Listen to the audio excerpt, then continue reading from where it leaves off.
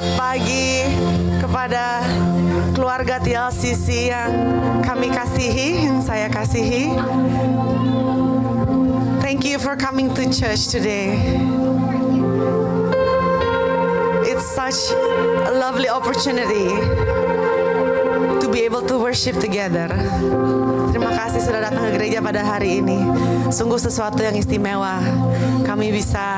Kita bisa memberi pujian-pujian yang terbaik untuk Tuhan kita yang terbaik. Mari kita siapkan hati dan pikiran untuk masuk ke dalam ibadah pada pagi ini. Katakan kepada Tuhan, Tuhan, selamat pagi Tuhan. Saya mau datang ke hadapan-Mu Tuhan, untuk lebih dekat lagi bersama-Mu Yesus. Come church, mari kita berdoa bersama-sama. Oh Jesus, Tuhan yang baik, terima kasih Tuhan. Engkau memberi kami another wonderful day. Engkau memberi kami hari yang indah ini ya Tuhan. Kami bisa datang ke sini untuk memuji Engkau, untuk belajar lebih banyak tentang Engkau Tuhan.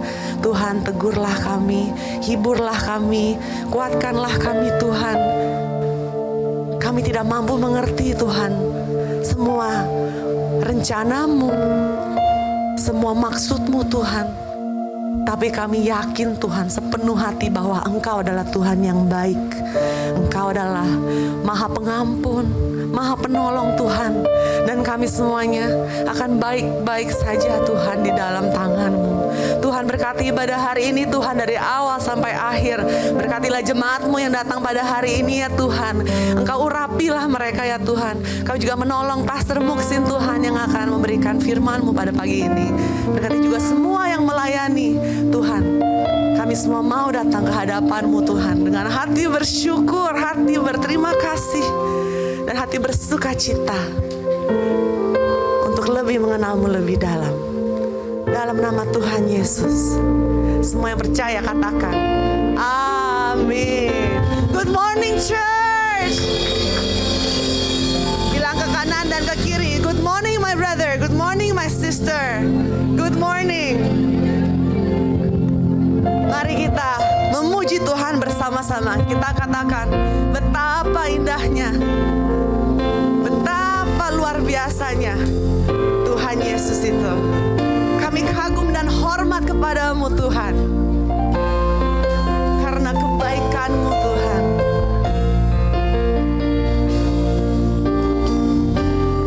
Engkau sungguh indah, tiada taranya.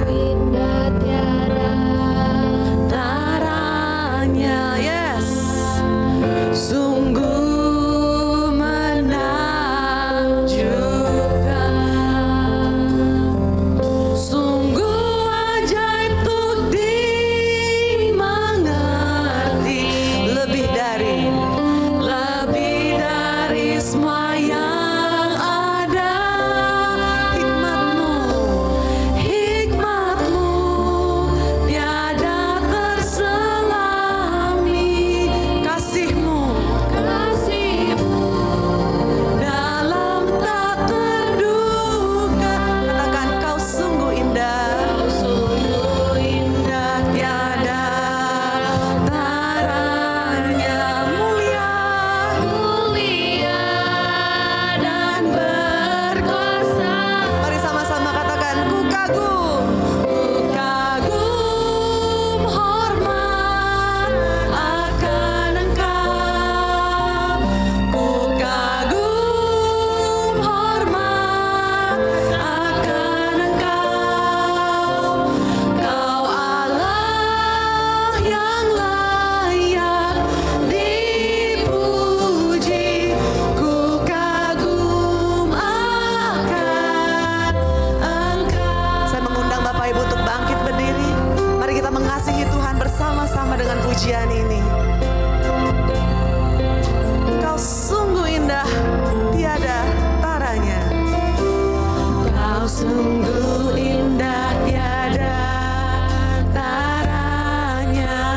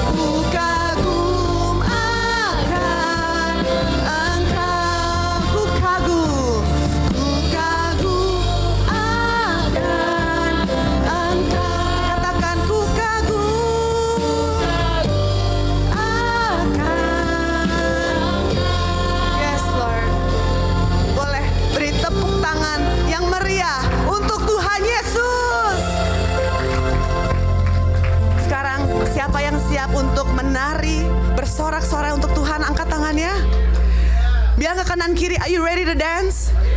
Kamu siap untuk menari untuk Tuhan? Yes. Beri semangatmu yang terbaik, beri energimu yang terbaik untuk memuji Tuhan. Katakan, dialah sumber kekuatan. Hanya Engkau yang kumiliki di surga, Tuhan. Hanya Kau milikku di surga. Tiada yang kuingini, Tiada yang kuingini di bumi, hanya Kau.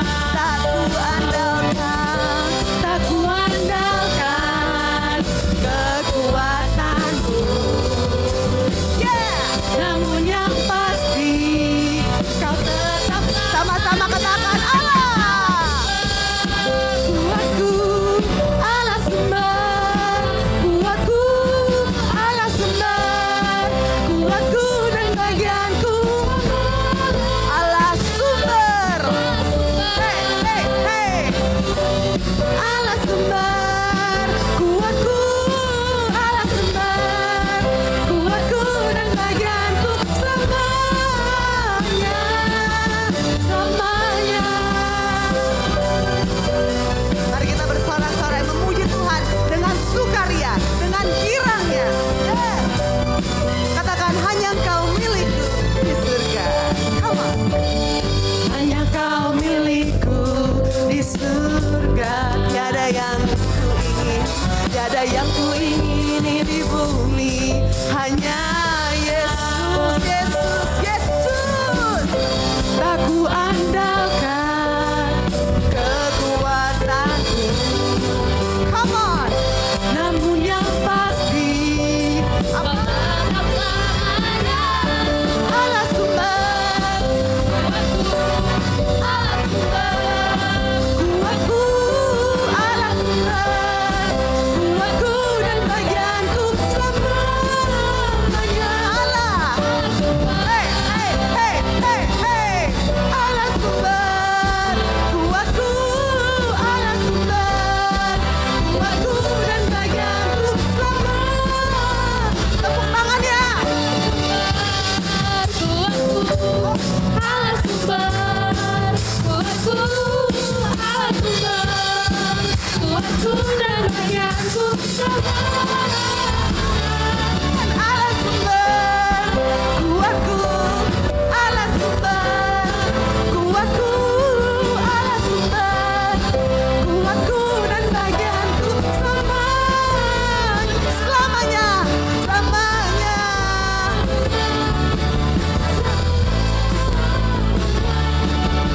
Selamanya.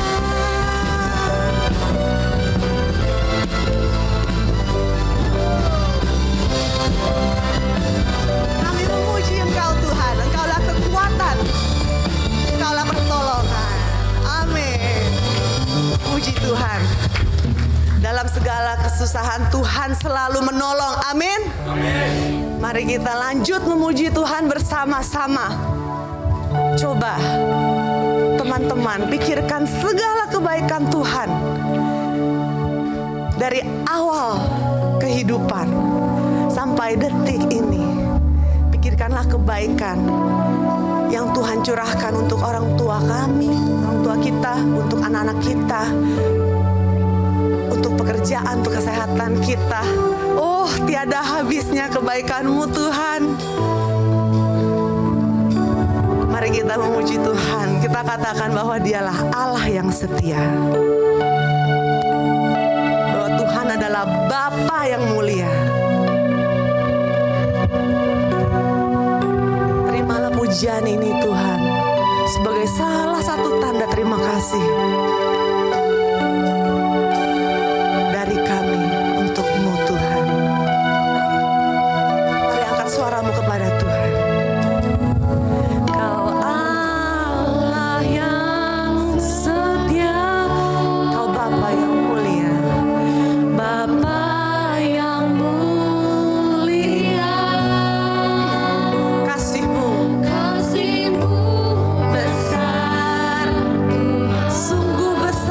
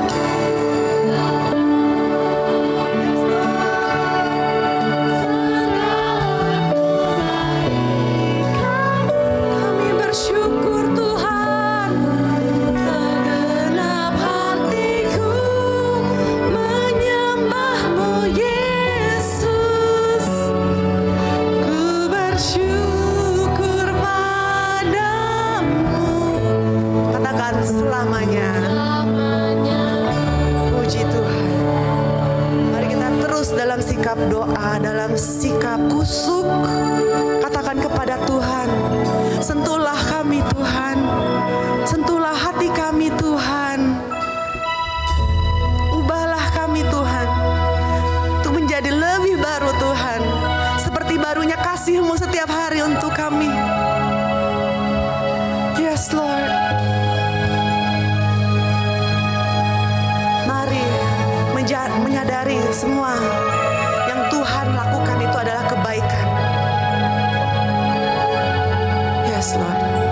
Betapa ku menyadari, Betapa aku menyadari di dalam hidupku ini Kau selalu memberi yang terbaik. Kau selalu memberi rancangan terbaik oleh karena kasih. Betapa ku mencintai, Betapa aku mencintai segala yang telah terjadi. segala yang telah terjadi. Ku tak pernah sendiri. Tak pernah sendiri jalani hidup ini, selalu menyertai.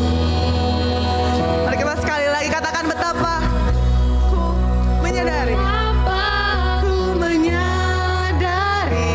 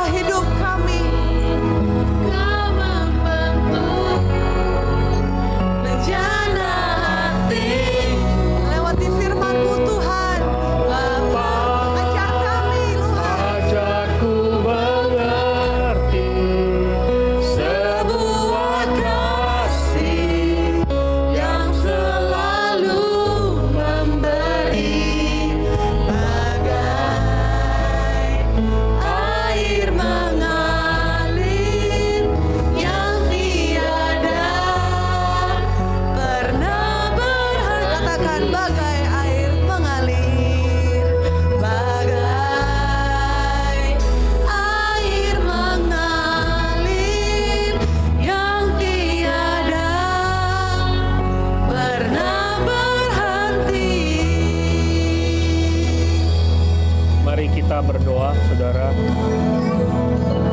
Terima kasih Tuhan untuk kebaikan-Mu. Kami bersyukur kalau pagi ini kami boleh kumpul bersama-sama memuji Tuhan dan kami akan mendengarkan firman Tuhan. Urapi kami semua Bapa.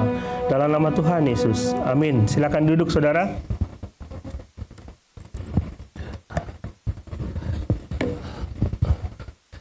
Saudara tahu kita punya penterjemah otomatis di sini. Nanti kalau saya khotbah ada yang menerjemahkan. Thank you Pastor Alex. He will translate my sermon to English so you can understand. Saudara-saudara kita, saya kemarin mengirim WA kepada saudara bahwa I sent WhatsApp yesterday to all of you bahwa saudara harus membaca Hakim-Hakim pasal 6 dan sampai yang ke-8. that you have to read Judges chapter 6 up to chapter 8. Berapa di antara saudara yang membaca? How many of you have Wah, read? 1, 2, cukup sedikit. We have enough people in the room who read it. Karena ini cukup panjang, kita tidak bisa membaca 3 pasal dalam bersama-sama hari ini.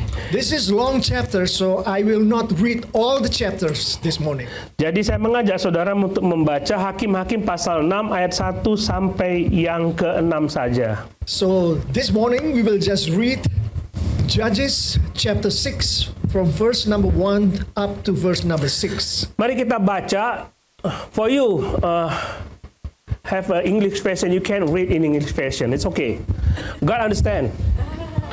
Oke, ini Hakim-Hakim pasal 6 ayat 1 sampai yang ke-6 kita baca silih berganti antara saya dan saudara. Saya baca ayat yang ganjil, saudara baca ayat yang genap.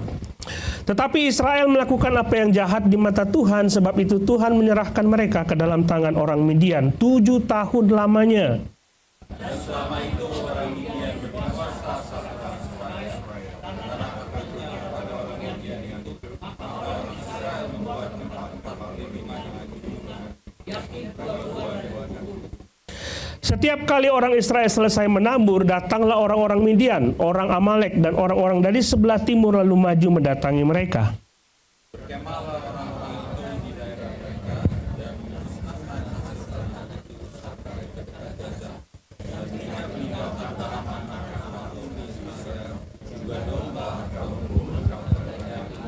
sebab orang-orang itu berdatang maju dengan ternaknya dan kemahnya, dan datangnya itu berbanyak-banyak seperti belalang orang-orangnya, dan unta-untanya tidak terhitung banyaknya. Sekaliannya datang ke negeri itu untuk memusnahkannya.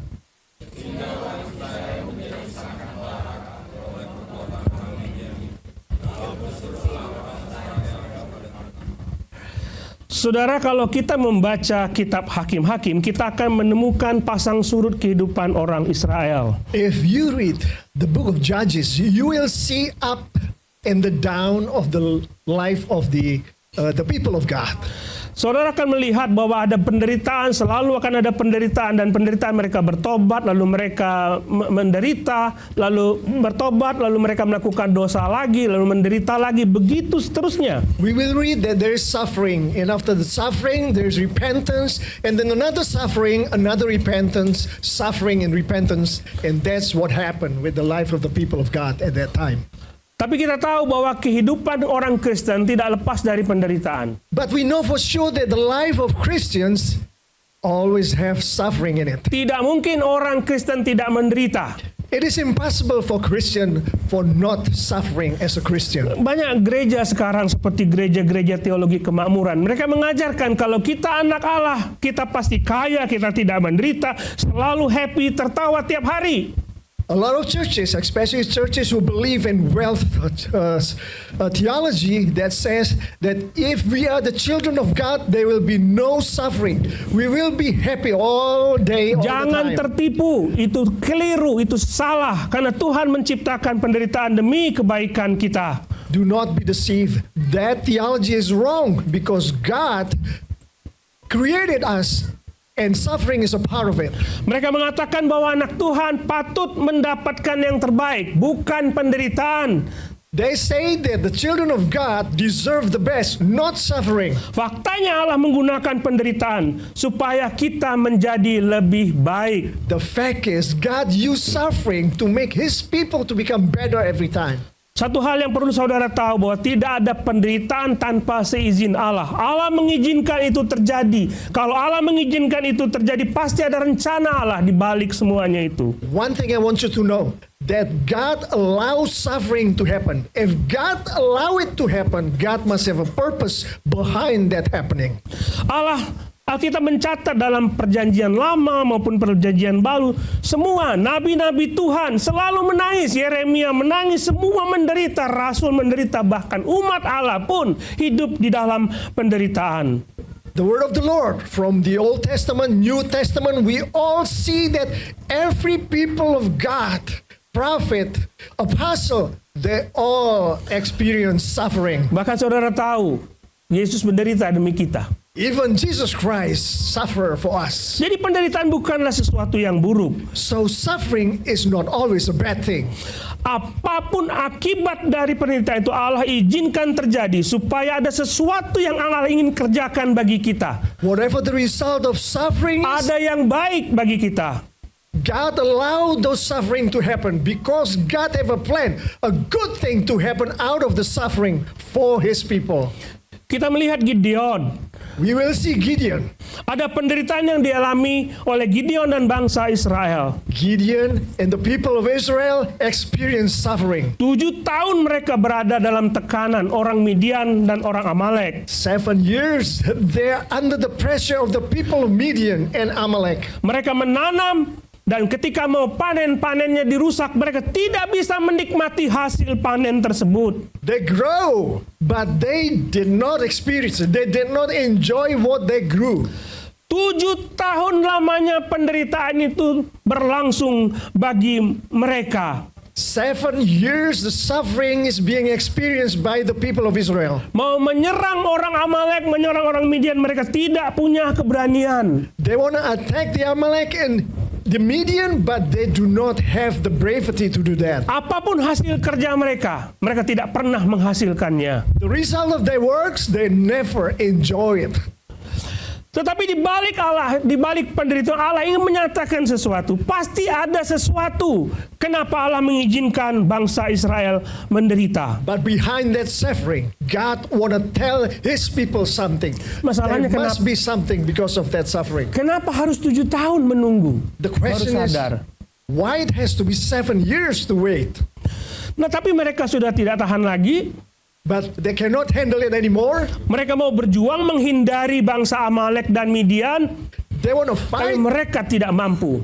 They want to fight the people of Midian and Amalek, but they did not have the power to do that. Baru mereka sadar. Ada Dan- pribadi yang mampu untuk menyelamatkan mereka. Ada kuasa yang lebih besar yang bisa menyelamatkan mereka. Then they realize that there is a huge power that can save them. Saudara-saudara, kita akan melihat beberapa penyebab penderitaan. Today, we will see the reason for the suffering. Kenapa kesulitan selalu hadir dalam kehidupan kita? Why is suffering always present in our life? Allah ingin supaya kita sadar bahwa melalui penderitaan itu kita harus introspeksi. Ada sesuatu mungkin yang Allah mau lakukan. Mungkin ada sesuatu yang salah dalam hidup kita. God desires us to be aware that behind the suffering, God always want to tell us something. Saya akan tunjukkan kepada saudara 4 macam penyebab penderitaan. Dan ini saudara, ini bukanlah sesuatu yang buruk. Ketika saudara mengalami 4 ini, Allah akan bekerja melalui keempat hal ini. Today I will show you 4 reasons why we experience suffering. When this thing happen, it doesn't mean a bad thing for every people of God. Jadi kalau saudara sekarang ini sedang mengalami sesuatu yang buruk, sulit, penderitaan, dan mengalami hal-hal yang sukar dalam hidup saudara, saudara introspeksi. Yang mana dari keempat ini yang mungkin penyebab penderitaan tersebut? So if today you experience suffering, you experience something that you don't like, please see deep inside yourself, out of these 4, which one is God is trying to communicate those suffering to you.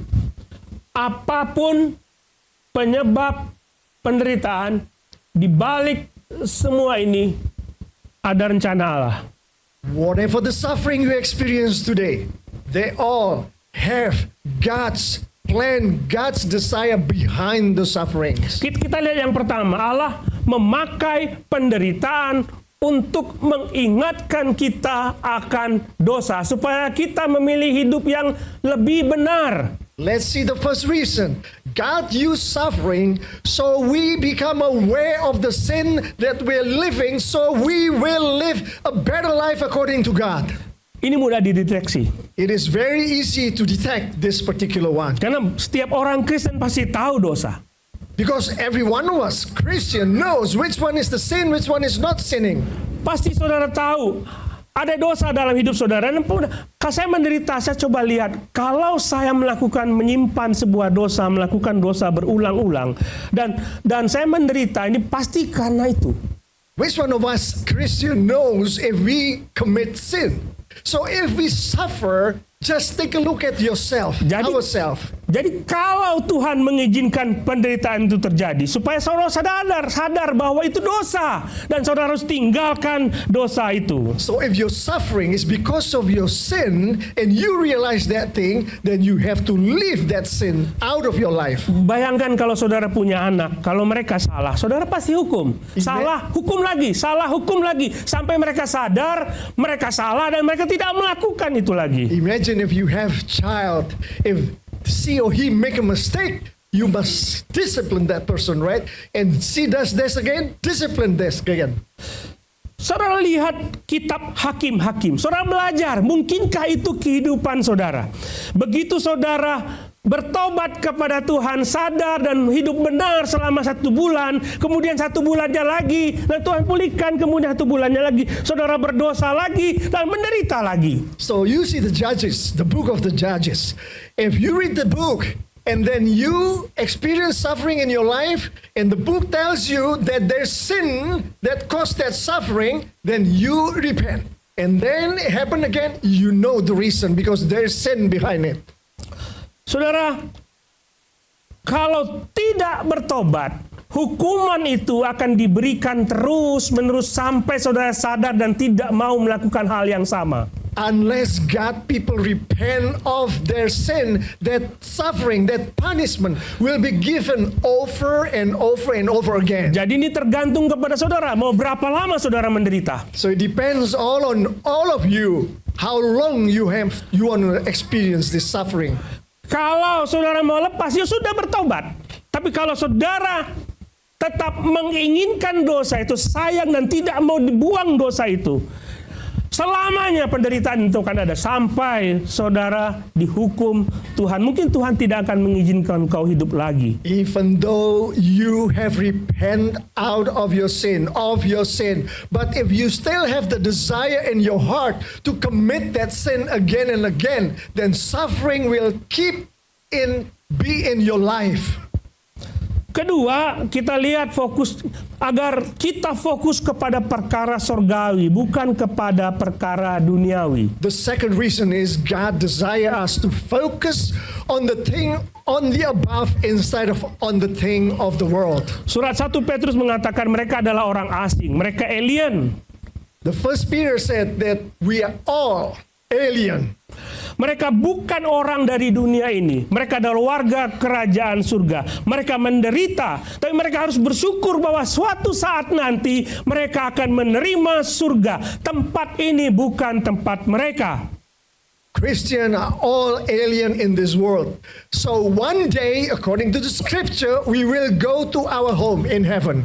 Jadi ketika mereka berfokus kepada perkara surgawi, mereka tidak akan berfokus kepada penderitaan duniawi, karena akan ada upah nanti di sana. So if Christians focus on the thing of the heaven, then they will not focus on the suffering in the earth. Tuhan mengingatkan kita kerja cari uang, kadang-kadang itu yang menjadi kita utamakan. Tapi di sisi lain Tuhan ingin supaya kita fokus kepada mencari dahulu kerajaan Allah. God keep reminding us that we work hard in this world to earn money, but God wants us to be focused on the heaven, not always on the earth. Dalam khotbah di bukit Tuhan mengatakan di manakah hartamu berada, di situ hatimu berada. The Sermon in the Mount, Jesus says, where your belonging is, that's where your heart is. So, di mana hartamu? Kalau saudara menganggap uang, duniawi, emas, dan segala miliki di dunia menjadi harta saudara, hati saudara pasti fokus ke situ. If you think that your belonging, money, whatever it is you have in this earth, if you think that is your focus, then your heart will always be in this world, not in heaven. Kalau saudara mengatakan harta saya ada di surga, apapun yang menjadi milik saudara, saudara tidak punya sekalipun, saudara pasti bahagia, saudara pasti bersuka cita karena fokus saudara ke sana. If you said your treasure is in heaven, then whatever you have or you don't have in this earth will not matter because your focus is in heaven. Nanti kita akan melihat kitab Maleaki di bulan Maret. Dan di bulan Maret itu kita akan melihat bangsa Israel di kitab Maleaki tidak menghormati Tuhan. Maka mereka panen dimakan belalang, tidak akan pernah habis. Karena mereka memperhatikan hal-hal yang bersifat duniawi dan tidak memperhatikan Tuhan. Next month we will study the book of Malachi, and we will know the people of God at that time do not pay attention to the thing of heaven but the thing of earth. Jadi Allah membuat penderitaan supaya saudara fokus kepada hal-hal yang bersifat surgawi. So second reason is God makes suffering so his people will focus their attention to heaven. Yang ketiga, penderitaan memurnikan iman kita. The third one is suffering will purify your faith. Ingat perumpamaan tentang penabur. Ada benih yang ditaruh, yang jatuh di semak belukar. Karena himpitan penderitaan, dia tidak bertumbuh subur. Remember the parable of the sower. There is this seed that comes to the place where there is, what was it again? You said, What? benih? Benih, seed. Sorry, long sentence. Well, let me condense it. So remember the parable where this the sower that sowed the seed, and then there is some kind of thorn, right? A thorn that chuckle the seed, so the seed will not grow the way it's supposed to be. Lihat, gereja harus difilter seperti itu. The church, the people of God, need to be filtered that way. Ada orang yang dilihat beriman selalu datang ke gereja, tetapi penderitaan itu sendiri yang akan memfilter mereka. Apakah mereka tetap setia atau tidak? There's some people of God come to the church all the time, but the suffering will filter these people who come here for God and who are not. Yang percaya kepada Tuhan, motifnya lurus, apapun yang terjadi, Tuhan Yesus tetap selama-lamanya. Sekalipun aku menderita, Yesus selama-lamanya, maka dia akan terus bertahan. The people who believe in Jesus Christ, they will stay forever with Jesus Christ. No matter what suffering they will experience in life. Paulus pernah mengalami penderitaan. The Apostle Paul experienced suffering. Bukan karena dosa dia, Not because of his sin, tapi Tuhan menjaga dia supaya dia tidak memegahkan diri, tidak sombong. but God is protecting him from his own arrogance, so he won't be arrogant. Dia berdoa kepada Tuhan, Tuhan singkirkan penderitaan ini, singkirkan penderitaan ini. Tapi Tuhan tidak mengizinkan itu. Apostle Paul through his prayer asked God, "Oh God, get rid of this suffering from me," but God doesn't do it. 2 Korintus pasal 12 ayat 9 dia berkata, tetapi jawab Tuhan kepadaku, cukuplah kasih karuniaku bagimu, sebab justru dalam kelemahanlah kuasaku menjadi sempurna. 2 Corinthians says, "Enough is my grace, because in your weakness my power is expressed to the fullest." Dia tahu penderitaannya dari Tuhan. They Dan know that the suffering is from God, sekarang dia senang. Karena dalam kelemahan dia bisa bersandar kepada Tuhan. but he lives in joy because he knows in his weaknesses he can depend fully on God. Jadi saudara tahu ketika saudara menderita, So you know when you experience suffering, Allah ingin supaya saudara bertumbuh imannya dan terus bersandar kepada Tuhan. God desires us to grow in faith and depend fully on him. Saudara lihat, penderitaan untuk memuliakan Allah. Another one is suffering is so God will be glorified. Ini disukai orang Kristen. We like this one. Oke? Siapa di antara saudara yang mau memuliakan Tuhan? Angkat tangan. Any of you Semua. want to glorify Semua. God? You raise your hand. All right. Semua mau. You all want it. Saya kasih contoh. I give you an example. Lazarus mati dan Tuhan dimuliakan. Lazarus dead, but God is glorified because of that. Do you want to be Lazarus? Anyone want to be like Lazarus? Okay. Saudara mau memuliakan Tuhan. You want to glorify God, don't you? Tapi apakah tahu saudara mau apapun cara Tuhan memakai kita untuk Justru. memuliakan Dia, termasuk penderitaan? Mau? Do you still want to glorify God if you know that to glorify God can be happening through suffering?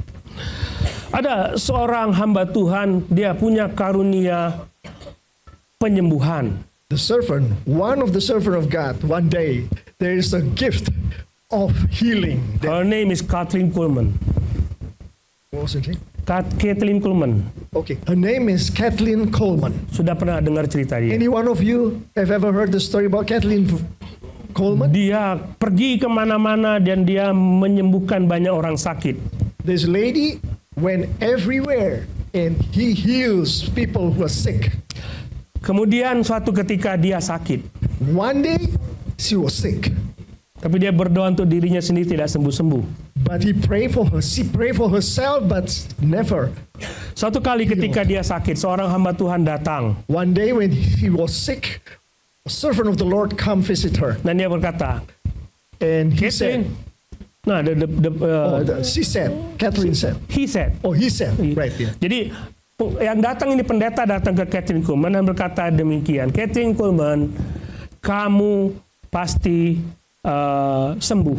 The pastor said to Kathleen, you will be healed. Kemudian pendeta ini pulang, datang orang kedua. And then the pastor went back home, and then here comes the second pastor. Dan dia berkata, Kathleen Kuhlman, kamu tidak akan sembuh. Then the second pastor said to Kathleen, you will not be healed. Kamu akan menderita lama dengan penyakitmu. You will suffer for a long time because of your disease. Kemudian And then ada orang yang ketiga. there's the third pastor coming. Ada dua orang mengatakan hal yang berbeda, Kathleen. Two people have said two different things to you, Kathleen. Mana yang kau percaya? Which one do you believe? Dan dia berkata demikian. And Kathleen said, Mana yang lebih memuliakan Allah? which one is more glorifying to God? Kalau kita mau sembuh. If we want to be healed, Tapi katanya mana yang lebih memuliakan Allah? but which one is more glorifying to Saya mau God? saudara semua seperti itu. I want you all to become like Walaupun that. saya menderita, Allah dimuliakan. Even though I am suffering, but God is glorified. Paulus rela menderita supaya salib terus diberitakan. Apostle Paul is willing to suffer so the crucifixion, Mungkin melalui penderitaan maybe through suffering, Allah dimuliakan melalui hidup saudara. God will be glorified No? through you. Do you want it? Really? Do you want it? Really? Do you? How? Selesai khotbahnya. If you all want it, finish with this sermon. Saya ingin mengajak saudara melihat Gideon dan orang Israel. I want you all to see Gideon and the people of Israel. Ketika mereka menderita, hal ini yang mereka lakukan. When they suffer, the thing that they did, Ayat yang ke-7 dari Hakim-Hakim pasal 6 berkata, ketika orang Israel berseru kepada Tuhan karena orang Midian itu, maka Tuhan mengutus seorang nabi kepada orang Israel. Judges chapter 6, verse number 7. When the Israelites cried out to the Lord because of Midian, He sent them a prophet. Saudara, ketika saudara mengalami sesuatu yang tidak enak, berdoa dan berseru kepada Tuhan, minta petunjuk Dia, kenapa saya menderita? This is if you experience suffering, pray to God and ask God. Cry out to God. Why am I suffering like this? Give me your intake, God. 7 tahun mereka menderita baru sadar. 7 years they suffer before they realize. Saudara mau menderita 7 tahun? Do you want to suffer for 7 years? No. No. Kalau tidak mau berseru, minta tolong kepada Tuhan, kenapa saya berada dalam situasi seperti ini?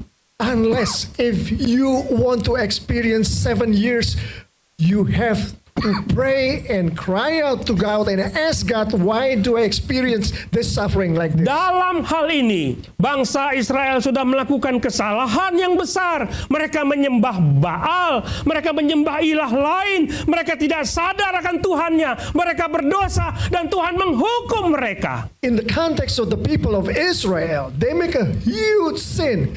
They worship Baal, and they did not realize that they worship Baal. Saudara dengar cerita itu. Ketika Gideon diperintahkan Allah untuk merobohkan patung Baal. You heard the story in the Bible when God told Gideon to destroy the Baal statue. Mereka marah kepada Gideon. The people of Israel upset at Gideon. Kenapa engkau robohkan? Why do you destroy that statue? Dengar, mereka itu bangsa Tuhan. Mereka penyembah Yahweh. Tapi mereka menyembah Baal. Listen, those people, they believe in God, but they also worship Baal. Mereka tahu Tuhan. Tapi menyembah Baal seperti kebiasaan pada umumnya. They know who God is, but just like everybody else, they worship Baal. Allah mengatakan dalam Hakim-Hakim pasal 1 bahwa mereka melakukan apapun yang mereka anggap benar, bukan apa yang Tuhan anggap benar. Just like the Judges chapter 1 says, the people of God doing what they think is right, not doing what God think is right. Jadi kadang dosa sudah menjadi kebiasaan sehingga kita tidak sadar bahwa kita sudah melanggar Allah, kita bersalah kepada Allah. Kita menganggap dosa bukan lagi sesuatu yang serius. So sometimes sin, we do it often enough, so we think sin is the right thing to do. So we don't consider it a sin anymore because we always do it. Kenapa kami tidak boleh menyembah Baal? Apa yang salah?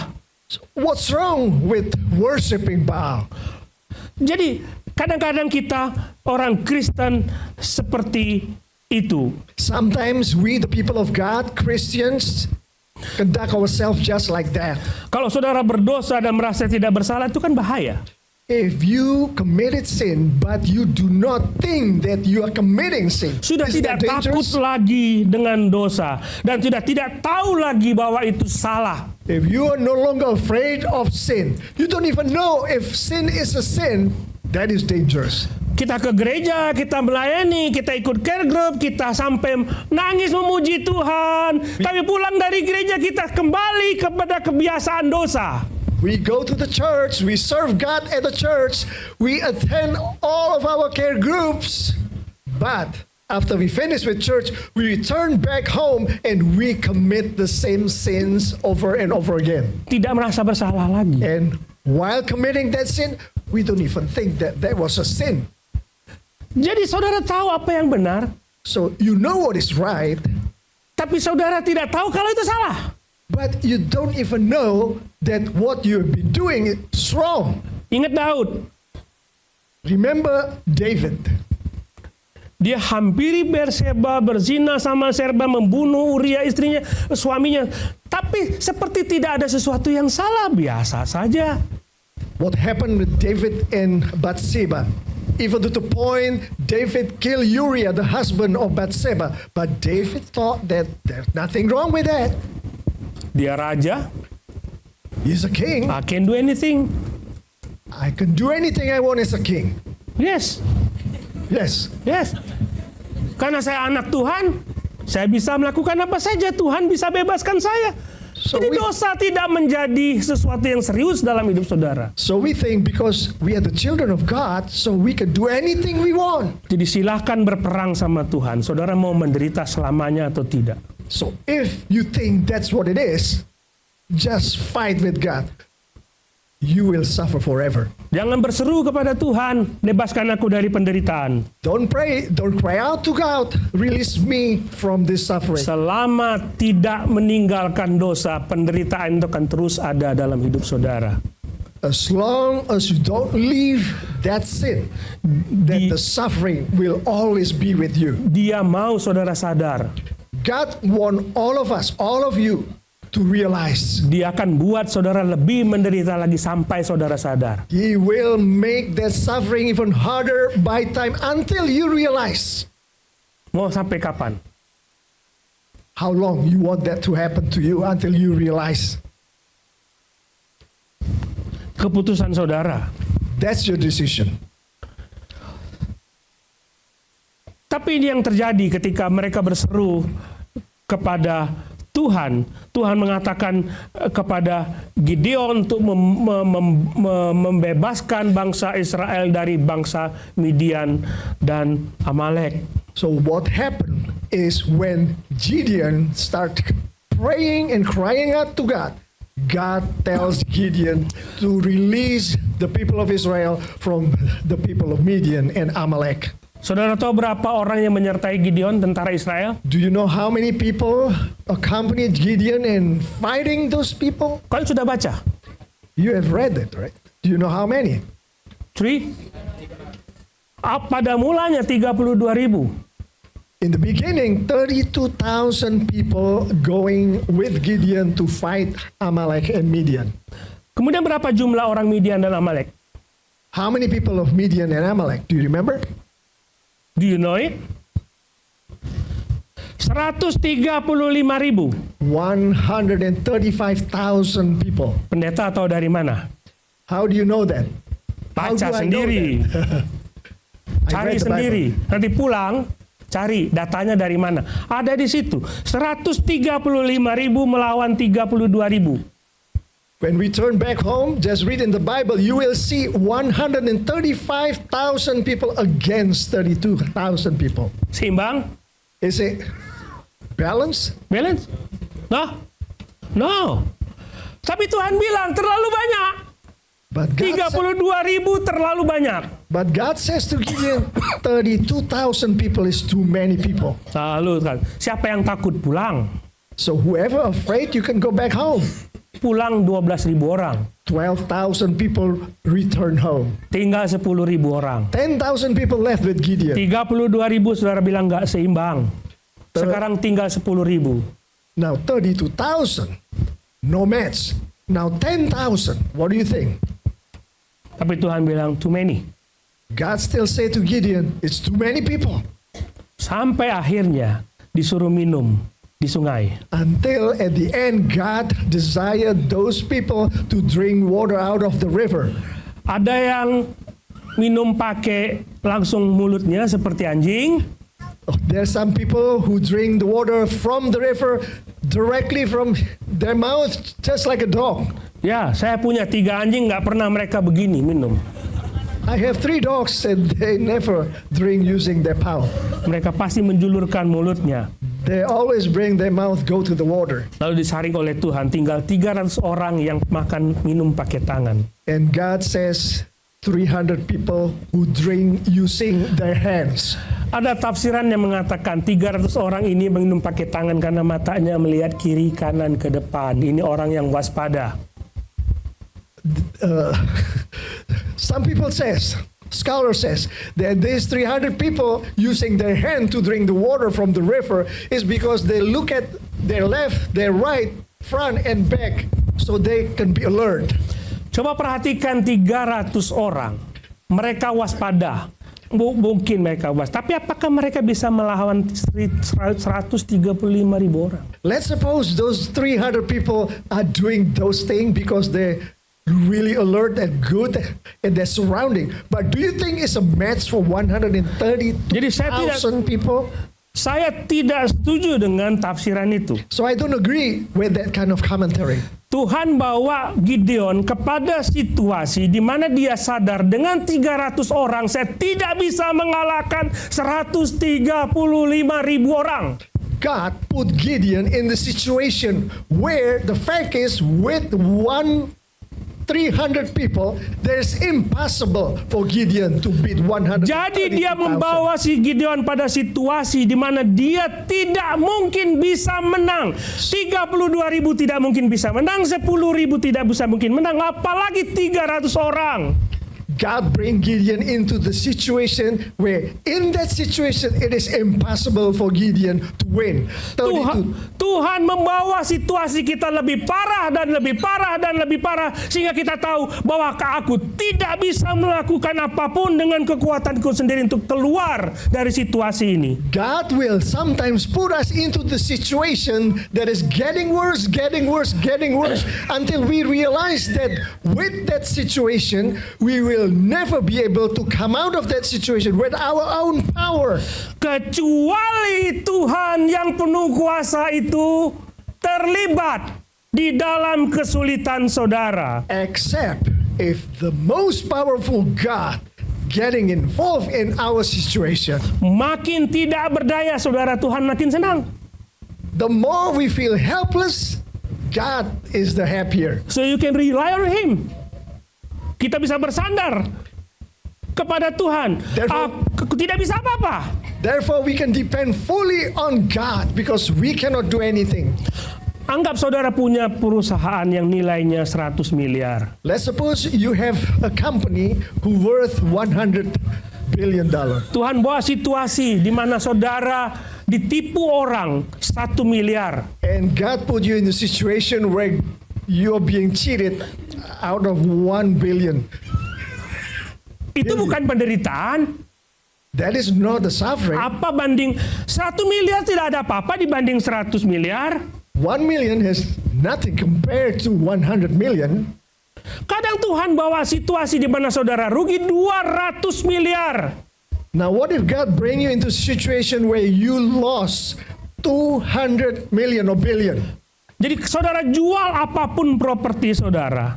So you sell all of your properties. Saudara tidak bisa menutup hutang saudara. You still cannot cover your debt. Sekarang saudara baru sadar Now you will realize bahwa saudara tidak bisa menolong diri saudara sendiri. that you cannot help yourself in that situation. Saudara, Tuhan mau saudara sadar God wants you to realize bahwa saudara butuh Tuhan. that you need God. Dan dari sini saudara, ketika saudara mengandalkan Tuhan, apapun situasi, seburuk apapun Tuhan bisa bereskan. When you are in the situation where you depend fully on God, no matter what situation you are in, God will be able to take care of that situation. Jadi berdoa saja. So pray, Tuhan, aku tidak mampu. God, I cannot do it. Aku salah. I'm wrong, God. Aku melakukan kesalahan. Aku mau bertobat. I admit my sin. I want Saya to berseru repent. kepadamu. I surrender to you. Tolonglah aku dalam situasi ini. Help me, God, in my situation. Saudara, 300 orang bisa 300 mengalahkan people. 135.000 orang. Tidak masuk akal. Were able to beat 132,000 people. It doesn't make any sense. But I can do everything with God with me. But I can do Yeah. everything because God is with me. Aku bisa melakukan apapun kalau Tuhan bersama dengan aku. I can do anything if God is with me. Lihat Daud dan Goliat. Look at David and Goliath. Goliat udah berpengalaman berperang bertahun-tahun, badannya besar, pegang tombak yang begitu luar biasa. Goliath have years of experience in war. His body is so big. Daud remaja, masih merah, nggak punya pengalaman perang, pakai baju perang pun tidak sanggup. David is just a young person, never have any experience in war. Kenapa Daud menang? How come David won that? You come with me with that spear. Kamu datang dengan pedang itu. You But I come to me with that spear. I come I come. with God. I can do anything with God with me. Saya bisa melakukan apapun. Tuhan beserta aku. I can do anything at all if God is with me. Tidak mungkin batu sebesar ini, sekuat apapun Daud melempar, bisa masuk ke dalam kepala. It is impossible that a small stone like the one David hold at that time kill a big guy like Goliath. It's impossible, It's impossible except God. But God, except God involved in it. But God involved in it. jadi saudara lihat, kalau seandainya penderitaan itu karena dosa saudara, bertobatlah kepada Tuhan dan minta Dia menolong membereskan itu kepada saudara. Jangan berbuat dosa lagi. So you see, brothers and sisters, if the suffering is caused by your sin, then ask God, cry out to God, and don't do that sin again. Kita lihat Gideon sekarang. Look at Gideon. Malam itu berfirmanlah Tuhan, Hakim-Hakim 7 ayat 9. That night, God said something to Gideon, Judges 7, Judges 7 verse 9. verse number 9. If you have it, you can open it. Pada malam itu berfirmanlah Tuhan kepadanya, kepada Gideon, bangunlah, turunlah menyerbu perkemahan itu sebab telah kuserahkan itu ke dalam tanganmu. Ayat 13, ayat 12, adapun orang Midian dan orang Amalek, semuanya orang-orang sebelah timur itu berkelimpangan di lembah itu, seperti belalang banyaknya, dan unta mereka tak terhitung, seperti pasir di tepi laut. Tapi saudara lihat Gideon 300 orang, dan orang Midian Amalek tak terhitung banyaknya. 13, ketika Gideon sampai situ, kebetulan ada orang yang menceritakan mimpinya. Kita tidak lihat mimpi itu, tapi sudah bisa baca. Dan coba lihat apa yang dikatakan oleh Gideon dalam ayat 15. Segera sesudah Gideon mendengar mimpi itu, chapter 15. Segera sesudah Gideon mendengar mimpi itu, diceritakan dengan maknanya, sujudlah ia menyembah, kemudian pulanglah ia ke perkemahan orang Israel. Kepada orang 300 orang itu, dia berkata, bangun, sebab Tuhan telah menyerahkan perkemahan orang Midian ke dalam tanganmu dengan 300 orang. I assume you read those things, right? Yes. I assume you read those things in English. Pada awalnya Gideon mengirik gandum bersembunyi. In the beginning, Gideon is doing things in hiding.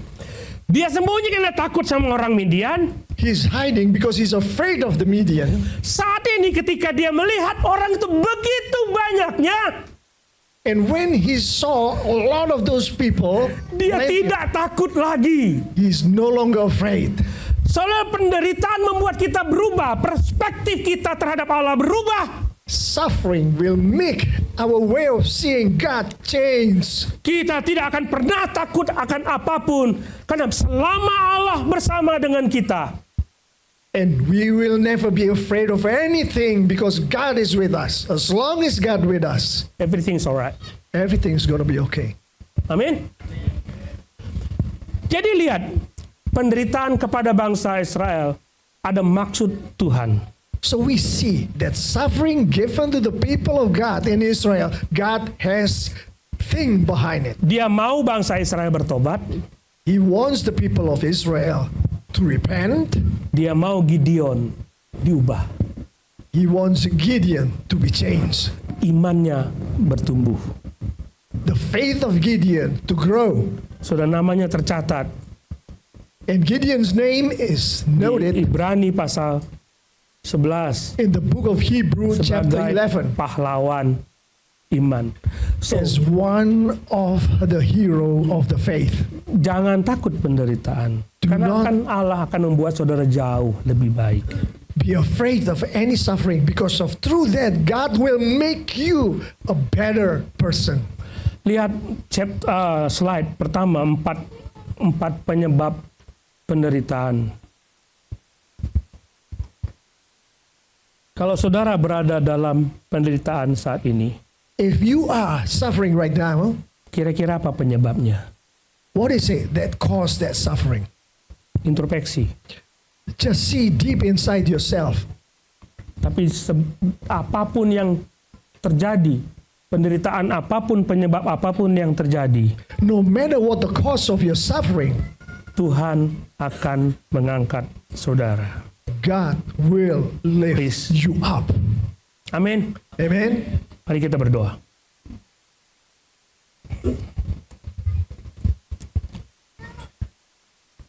Saudara silakan berdoa.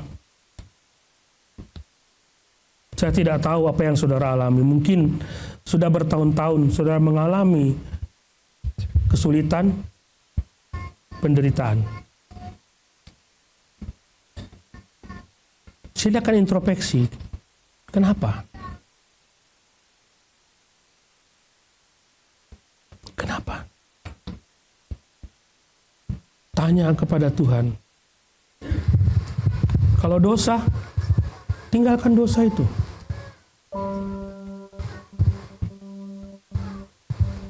Kalau yang lain, bertahanlah. Karena Allah ingin mengerjakan sesuatu. Ayub mengatakan, dari dulu aku mendengar tentang Engkau. Baru kali ini aku mengalami mujizat dari Engkau. Mungkin saudara akan mengalami mujizat itu bersama dengan Tuhan. Sudah berdoa.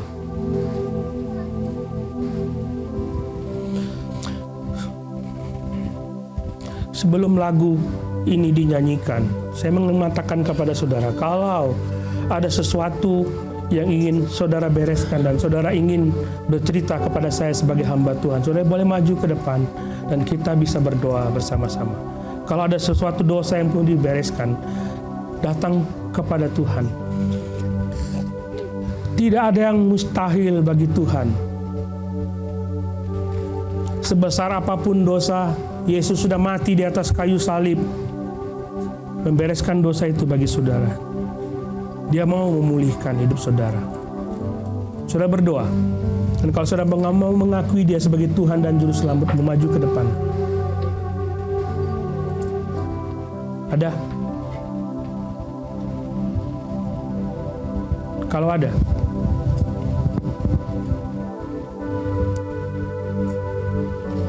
silakan.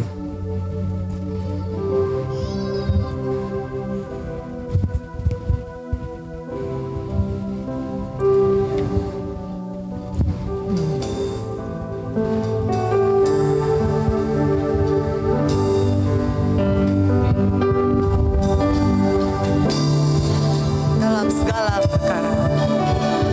Dalam segala perkara Mari meresponi firman Tuhan dengan pujian.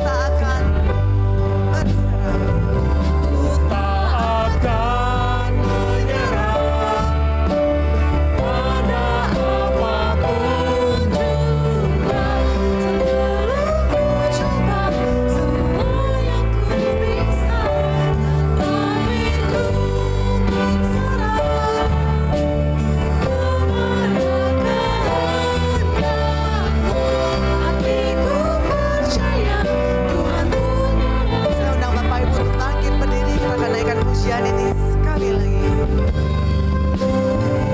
Dalam skala perkara, katakan Tuhan punya rencana. Tuhan punya rencana yang lebih besar, dari semua yang terpikirkan.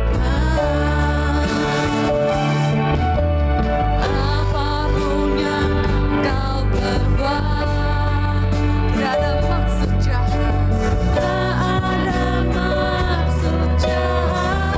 Walaupun kami sengsara Tuhan, tapi itu ku lakukan. Semua denganmu Tuhan, ku tak akan menyerah, ku tak akan menyerah pada apapun juga.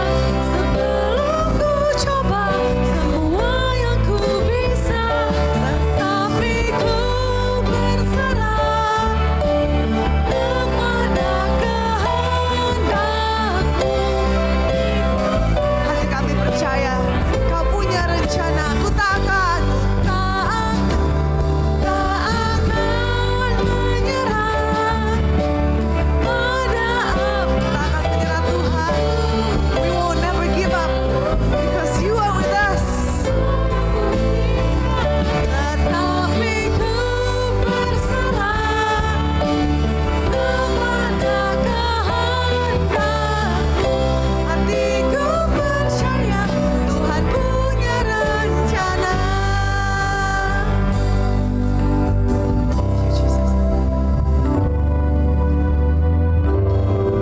Silakan duduk saudara. Have a seat.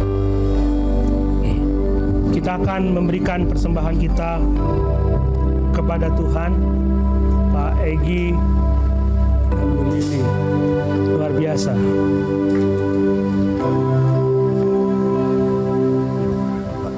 Thank you. Oke. Kita akan berdoa menyerahkan persembahan kita kepada Tuhan. Pak Aswin minta tolong berdoa.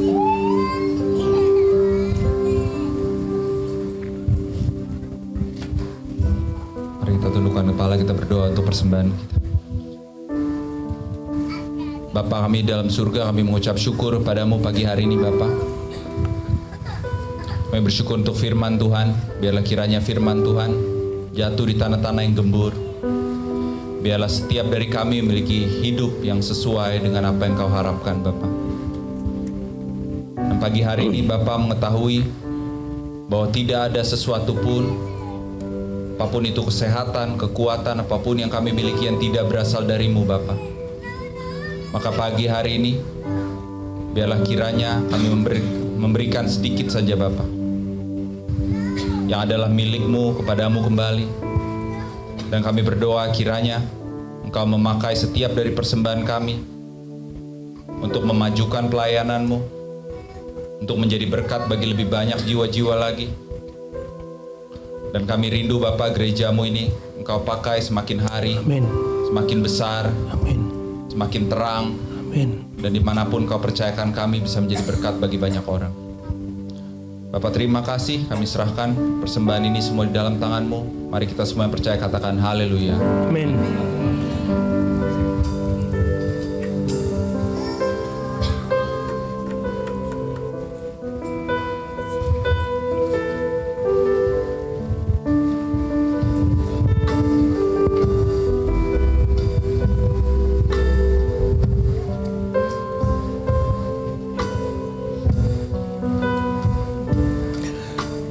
Sambil memberi persembahan, saya akan menyambut beberapa tamu yang hadir hari ini.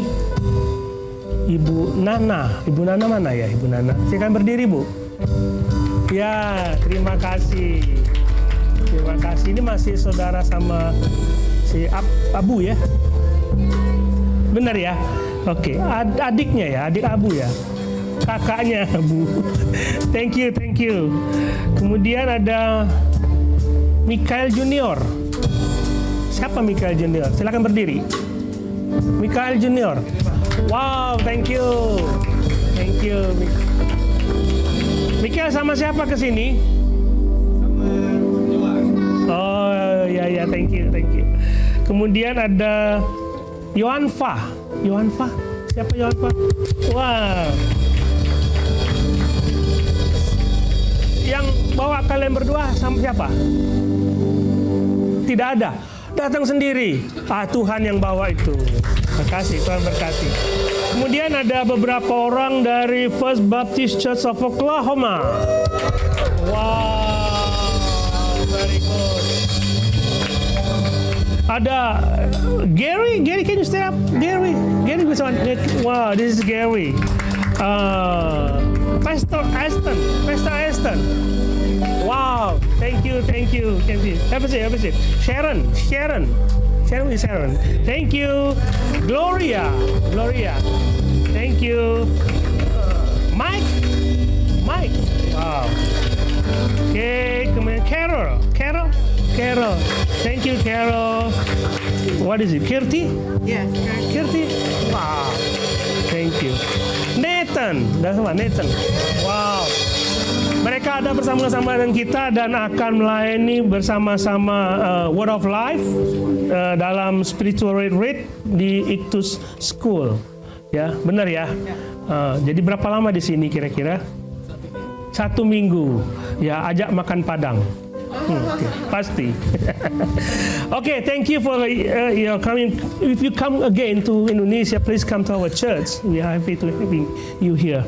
Okay, saudara-saudara, di depan saudara akan bertemu dengan poster doa puasa. Kita akan berdoa berpuasa 1 tahun penuh. Wow. Jadi kita akan berdoa berpuasa. Nanti di depan ada poster. Saudara tulis nama saudara mau pilih hari apa untuk berpuasa, minimal 1 hari. Mau 2 hari oke, mau Senin sampai Sabtu juga oke. Jadi silakan saudara. Ada pokok doa yang saudara harus doakan. Nah itu ya, Pak Egi itu sudah tulis ya Pak ya? Udah ya, ada. Ya ada. Jadi ada poster, saudara tulis nama, saudara pilih hari apa saudara mau berpuasa. Karena kita akan berdoa setiap hari. Jadi kalau dalam Kisah Para Rasul mereka selalu berkumpul berdoa dan berpuasa tiap-tiap hari. Kita juga akan lakukan itu. Ada 10 pokok doa, saudara akan mendoakan. Di belakangnya ada petunjuk puasa dan petunjuk berdoa. Jadi silakan saudara mengisi di situ. Kemudian setelah ibadah selesai, kita akan ada pertemuan gembala rutin. Tidak akan lama karena saya akan evaluasi selama ini small group kita itu seperti apa. Kemudian ada multimedia training tanggal 14 Maret. Jadi saudara akan belajar untuk melayani di belakang. Siapa yang belum melayani di belakang dan pengen melayani di belakang itu multimedia? Yang belum? Ada Benny belum? Wajib ikut ya. Ya, ada Marcel, wajib ikut. Jadi ada multimedia training tanggal 14 Maret, saudara bisa menghubungi gereja, saudara bisa bergabung bersama-sama. Kemudian ada retreat PKMB, akan retreat bersama dengan BPD. Ada retreat bersama dengan BPD dengan Living Legacy. Tempatnya jauh di Camp David. Wow. Camp David Washington ya? Camp David di puncak, bukan ke Washington ya. Jadi silakan mendaftar. Ada posternya nggak? Nah, silakan saudara mendaftar untuk anak-anak muda. Kemudian jadwal petugas ibadah tanggal 1 minggu depan itu saudara Kraisa harap hari ini sudah mengirimkan lagu-lagunya. Oke, saudara. Kalau ada hal-hal yang perlu didoakan bersama dengan saya selalu terbuka, saudara. Handphone saya tidak pernah saya matikan sampai malam. Kadang-kadang ada bunyi tapi orang tidak dikenal dan nggak benar ya saya tutup. Tapi kalau saudara telepon saya angkat. Jam berapapun saya bersedia untuk menolong saudara. Itu saja pengumuman. Mari kita berdiri, kita mengakhiri ibadah kita bersama-sama.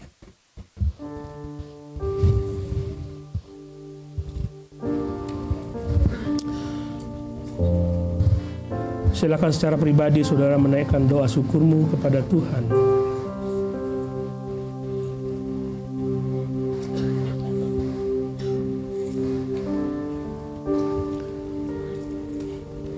Bapa, kami diberkati hari ini.